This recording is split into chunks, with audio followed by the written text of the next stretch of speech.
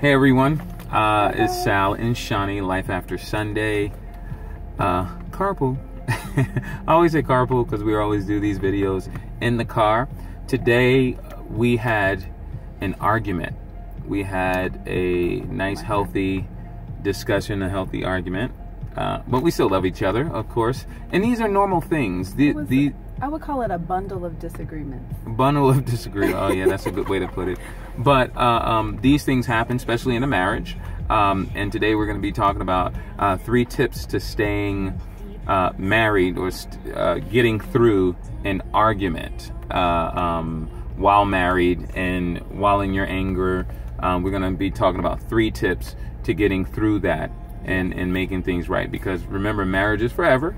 Right. And we said our vows, and it's holy matrimony, and it's to death do us part, through thickness and in health, and all of those other good things. Thickness and health and thin and sickness, thick and thin, everything. Sickness, all of that stuff. Sorry, that was like a gigantic... that's what started the argument. No, that's like not what started the argument. Gigantic dragonfly thing that flew by, and we're both like... But anyway, I do want to let you guys know, statistics show that the average length of a marriage that ends in divorce is 8 years. People wait an average of 3 years after a divorce to remarry, if they remarry at all. The average age for couples going through their first divorce is 30 years old. When we got married, we said, we're getting married for life. You know, it's not for divorce. This is like the mafia. You have to die out. But, blood in, blood. You know, so today we had an argument. And we wanted to talk about those 3 things. One of the things that I want to talk about is apologizing or admitting you're wrong. I have a big problem with that. I don't like to admit when I'm wrong. We all do. I don't think I'm ever wrong, and most men do. Most men do feel the same way. It's not me. It's not the wife. But it's a lot of things that comes into, you know, an argument. Whether it be stress on finances, stress on, you know, other people outside of your relationship. That sometimes is a factor. Don't let that come into your space, even though it will. It will. Of course. Hands down, you're going to have an argument. You're going to have an argument. You love each other, but you're going to have an argument. One of the tips, number one,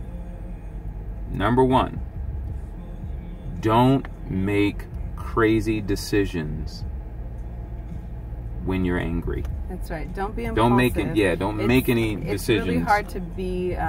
It's hard to be angry and to be considerate.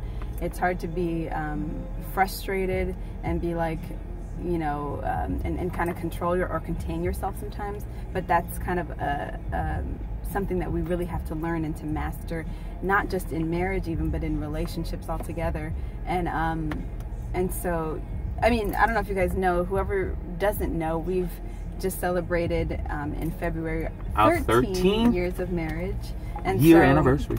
Yeah, so we're, you know, we've been in this game. We passed the 8 years. We passed the 3 years, the 8 years, the 7-year itch, all of that good stuff. Over the decade, and that's all. And it was good. All by the grace of God. So right. We can't take credit for ourselves, but we have to give God the credit, and we know that He's brought us really far, and, absolutely, and we know that He's going to bring us all the way through. But we're just sharing with you today. So we have another. And that's one tip. Yeah. That was number 1. What was number 1? Don't be impulsive. Don't be impulsive. Don't make decisions in your anger, because they're not going to be good. It's like that saying that you never want to go shopping when you're hungry. Never go shopping when you're hungry. I do a lot. Never go shopping, because you get all of this sweet stuff and all of the stuff that's not good for you. Don't go shopping when you're hungry. So it's like one of those things. Don't make decisions, especially on a relationship basis. Yeah. Don't make decisions based on your relationship while you're angry. That's right. Because that's what happens. You say something and you can't take it back, or you mention the word that we don't use at all. It begins with a D. And if you guys can respond and comment on what that D stands for, we don't use that word, but that's what happens. When you're in anger, you make that decision based on your relationship, and then it's too late to take it back. Number 2, and I know you guys are dying to find out what we were arguing about. And what we were arguing about had a lot to do with frustration with in-laws and where we are and things like that. I love my in-laws. Don't get me wrong. She don't have to deal with my in-laws because they're in the East Coast, but I have to deal with my in-laws. I mean, I said she don't have to deal with my in-laws. She don't have to deal with my parents because they're back east and in Kentucky and stuff like that. However, I'm close with her her parents, so we're in their face all the time. So it's frustrating sometimes, but it is what it is. And due to life situations, you know, we're so thankful for our parents and our family and everything. So, but at the same time, we go through things, and they're there for us, and they love us, and they are, and they're such a blessing. So, you know, thank God, you know, we tough it out, and we're so grateful. But it's rough. So, but it's, at the same time, because I got tiny eyes. Oh, stop it! It's beautiful eyes. So, anyways, tip number 2. Tip number 2 is make sure. What's tip number 2? Tip number 1, right? Tip number 1 was don't make those erratic decisions, crazy decisions while you're angry. Tip number 2 is we were gonna say don't let the sun go down on your anger. I thought that was gonna be the last one. That was gonna be the last one. You skipped the first one. All right, so tip number 2: never let the sun go down and you're still angry. Make sure you apologize. Or don't go to bed angry. Don't go to bed angry because you wake up in a whole different attitude, and it starts festering, and it just make sure you can you can apologize. I was wrong, honey. I apologize to my wife, by the way. I apologize. She was wrong, but I apologize. No, I'm just kidding. No, but you have to apologize. I feel like, for me, I feel like I apologize much more than she does, but that's just my opinion. But it is what it is. I have to be the man in the relationship and make sure that things are right. A happy wife is a happy life. You heard that before, right? Tip number 3. Are you saying I had 2? He was wrong. See, admit it. Be quiet. I was wrong, guys. Tip number 3. I had to add into it because my fingers are big. Give me 4 of them. I'm just kidding. That was an inside joke. Give me 4 of them. Shout out to Mark Mayfield. But anyway, tip number 3: agree to disagree. Correct. Which we have to do often. So we do have to do often, because sometimes I feel like, okay, I was right in some situations, she was right in some situations. In a marriage, in any relationship, there's 2 different people, or many different people. Well, not in a marriage. Anyway, in any relationship, there's different people, different backgrounds. They're raised from different, upbringings. They have different personalities. They come from different belief systems sometimes, and so you have to realize that you're not going to always see things eye to eye, and sometimes that's what creates the balance. You know, I think sometimes, you know, he's up here, I'm down here, and then, you know, we find the balance somewhere in between. So we just have to agree that it's okay to be different and to think differently about something, and we have to acknowledge that that's okay. So I think that's a key, is to say, it is a key. I even talked to, not to cut you off, sorry. I even talked to a young man today. Not a young man, he's actually older than me, but him and his wife they're going through a divorce. And if I could save a marriage or help save a marriage, and we're talking about the house. You know, should we sell the house, or should we go through a Chapter 13? And not to put anybody out there, so I'm leaving names out of it. However, we make money when we sell their house.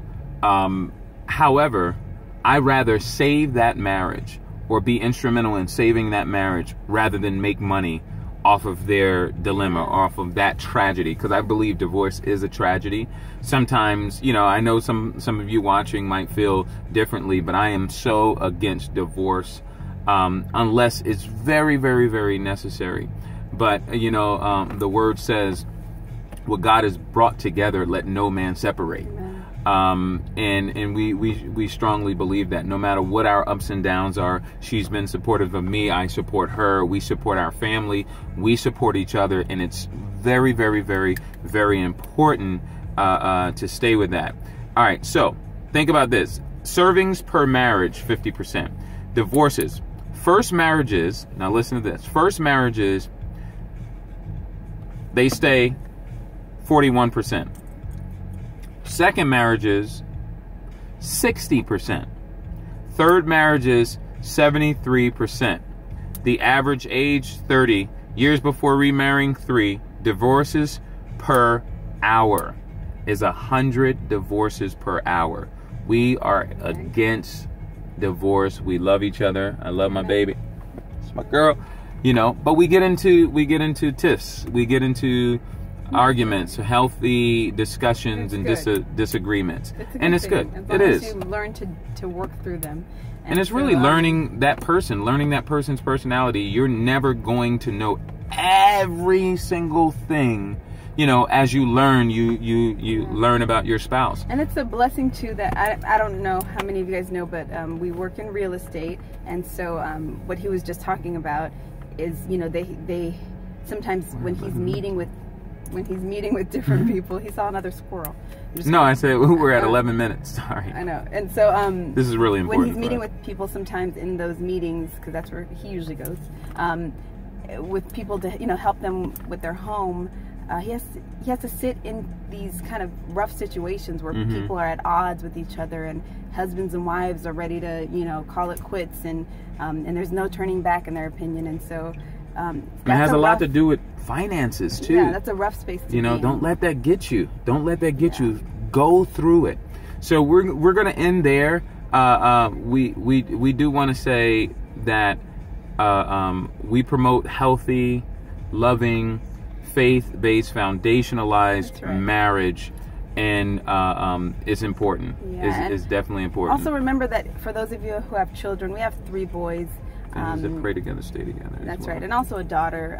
And so, who doesn't live with us? But your kids are watching you, and they're watching how you interact with each other. They're watching how you interact with others, and they're watching what happens in those tiffs, in those arguments, in those situations. So just remember that you're always, you know, there's always an eye on you, and even when you don't physically have someone there, God is watching, and He knows what you're doing and how you're acting, and He knows the thoughts that come in your head, and He knows the ones that you act out. So just keep that in mind, and remember, you want to salvage relationships. Right. And when it's getting tough, and I'm gonna end there. When it's getting tough, guys, think of when you first met your spouse. Think of when you first said, "Yes, I'll marry you." Think of when you first said your vows and what you read to them when you said your wedding vows, and think of those things when times get tough, because you can get through it. You can get through it. Times have been so tough for us, and we get through it, but we stick together.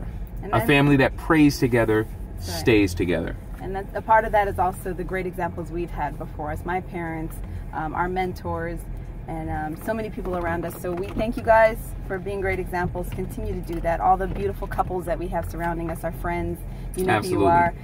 So we love you guys, and thanks for watching. Please subscribe right there. And continue to watch our other videos, and share and like if you can. We appreciate it. We love you guys, and have a great one. This is Life After Sunday. Sal and Shawnee Williams. Have a great one.